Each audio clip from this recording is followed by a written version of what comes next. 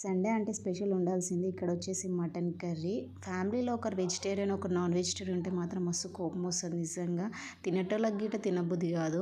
ఇక్కడ వచ్చేసి మమ్మీ వచ్చేసేమో నాన్ వెజిటేరియన్, డాడీ వచ్చేసి వెజిటేరియన్. ఇంకా పిల్లలు వచ్చేసరికి గిట్ట వెజిటేరియన్ ఉంటే ఏం చేయాలి చెప్పు. మమ్మీ ఒకతే పిక్క తింటే ఇక డాడీ పిల్లలు ఏం తింటారు చెప్పు. నిజంగానే కదా మస్తు కోపం వస్తుంది. ఫస్ట్ అయితే మాత్రం ఒక కుక్కర్ పెట్టుకొని కొంచెం ఆయిల్ వేసుకొని ఉల్లిగడ్డ కొంచెం వేయించుకోవాలి. ఉల్లిగడ్డ కొంచెం వేయించిన తర్వాత కరివేపాకు గిట్ట వేసుకొని కొంచెం పసుపు, కొంచెం అల్లిగడ్డ గిట్ట వేసుకొని మనం కడిగి పెట్టుకొని మటన్ గిట్ట వేసుకొని కొంచెం సాల్ట్ వేసుకొని ఒక 10 మినిట్స్ బాగా మగ్గనియాలి.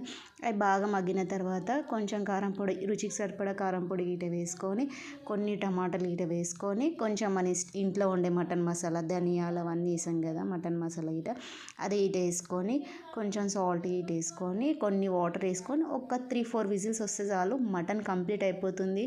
ఇంకా వేడివేడిగా అన్నంలో ఇట్లాంటి మటన్ వేసుకొని తింటే మాత్రం మస్తు ఉంటుంది.